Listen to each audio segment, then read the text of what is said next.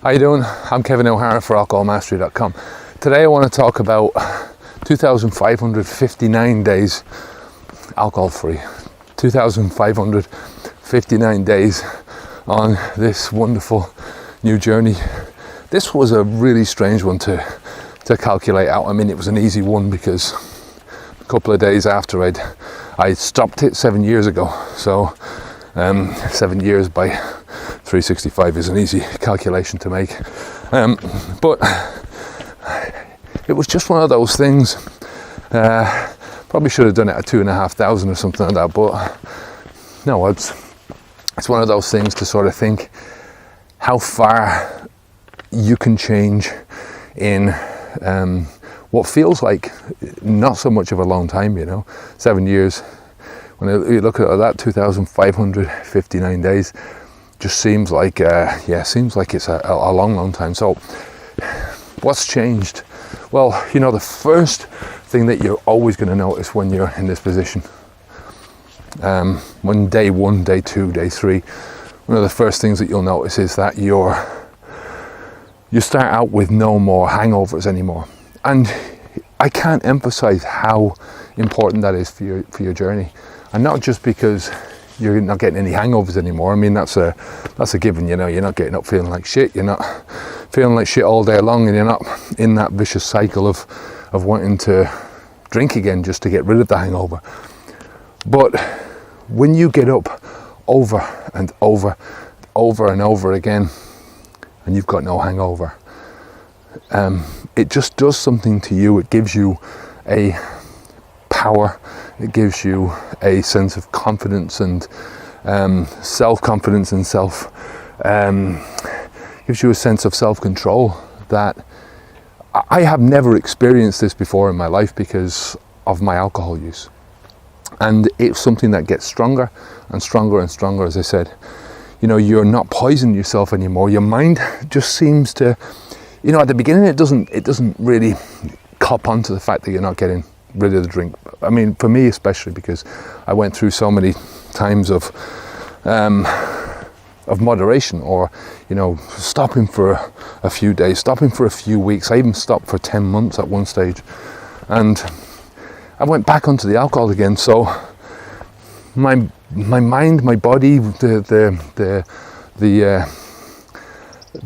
control part of this, the security part of this, must have been thinking, well, this is just another one of those episodes. He's going to stop for a while, and then he's going to go back onto the poison again. The poison's going to start coming back in again. So, but I didn't, and I kept going, and I kept going, and I kept going, and that does your mind so much good. It does your life so much good. Imagine what you can achieve when you're not wasting that time, when you're not fogging your brain up anymore. That's one of the biggest things. 2,559 days where I haven't fallen into that confidence trap. This is one of the biggest confidence tricks of all time. Putting a poison inside of a liquid, a toxin inside of a liquid, packaging it up in fancy bottles, putting some fancy marketing around it, and selling it to people. It's an acquired taste. Even the acquired taste, what is that? It's somebody saying to you, well, you're just not good enough, you can't appreciate it, you have to acquire this taste, you have to do it over time, you can't appreciate the quality of what I'm drinking. That kind of snobbery was always in wine. People buying expensive wines and then going, no, this was such and such a Beaujolais, and it was from the 1959 vintage. All that bollocks, and that kind of stuff was starting to creep into beer and whiskey and every drink. At the end of the day, it's the same stuff. It's shit. Well, it's not shit, it's a mixture of piss and shit, excuse the language, but that's what it is. When you look at the fermentation process, that's basically what it is. The bacteria eat the yeast and they poop out the alcohol.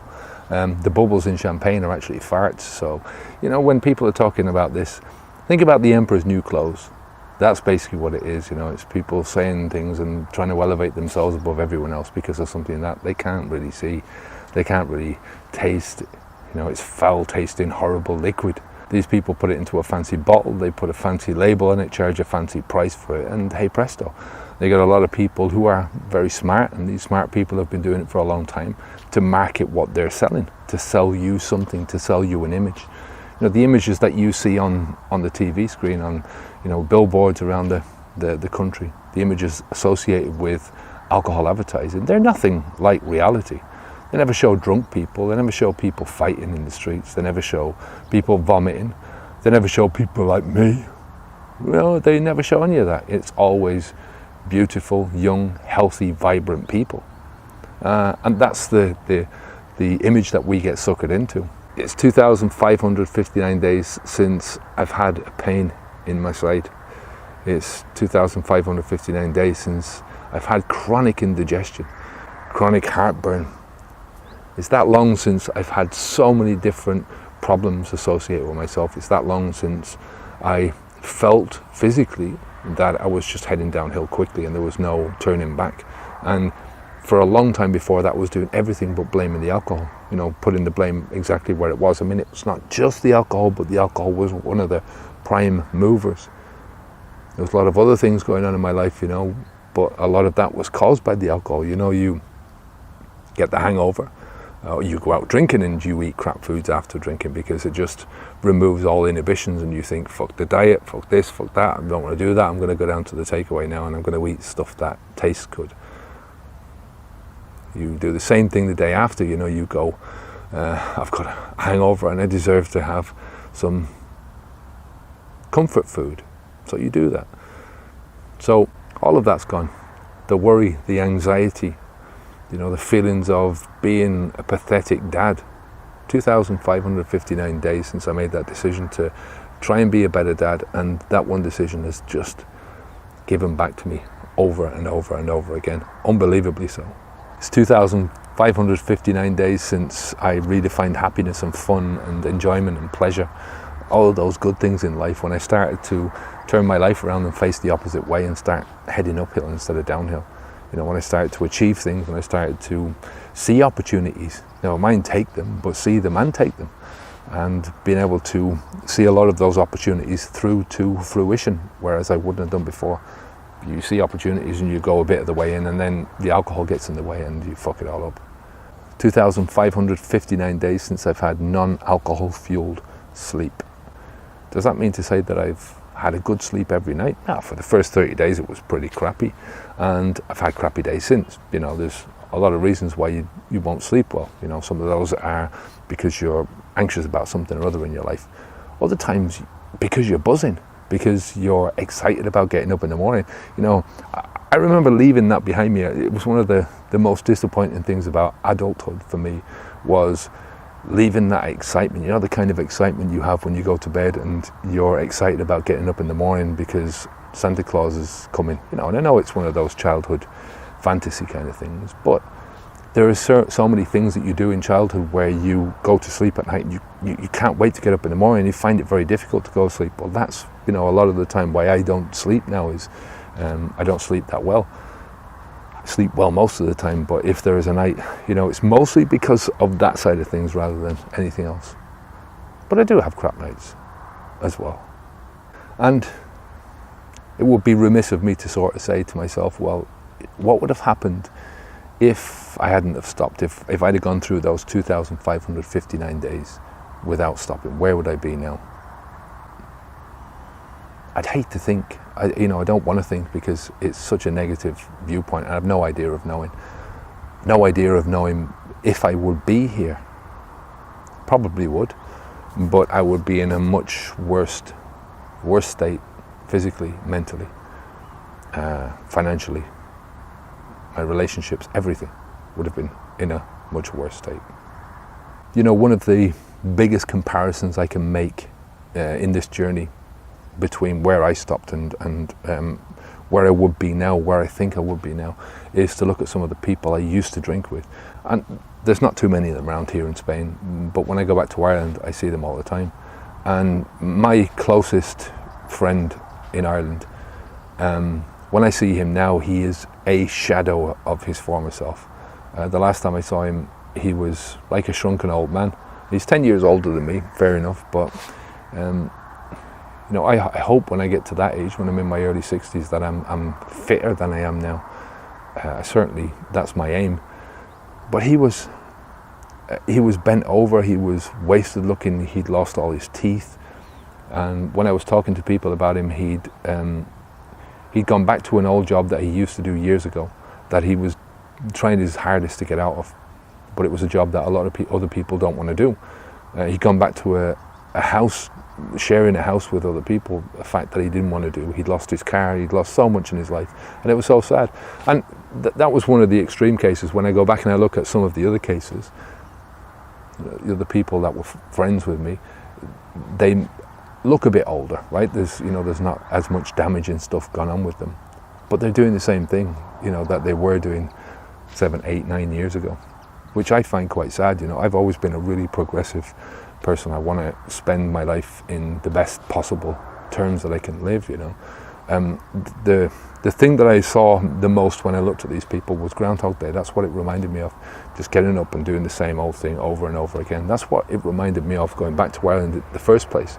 Going back to Ennis in that first place, it was like I'd woken up in a nightmare. All these old feelings started to come back to me. It was only, I think it was a year or a year and a half, 2 years maybe after I'd stopped. So it was weird. But I've been back loads of times since, and I love going back now, apart from the fact that my son's there and my granddaughter, but it's just, I see things from a different perspective now. So that's good. So that time is going to keep ticking away. Those days are going to keep clicking off and mounting up.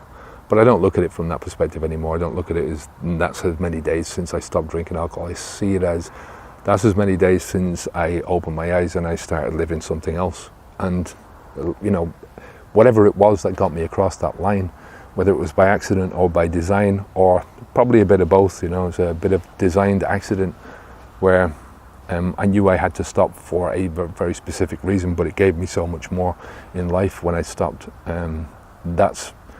That's something that it's just, the more I get into it, the further I get past this, 5 days, 10 days, 2,559 days, the more I feel committed to the journey, the more I feel like it's my responsibility, it's my choice. Every day that I get up is my choice. And those choices and the responsibilities and the commitments and, as I said, the possibilities, they're all expanding.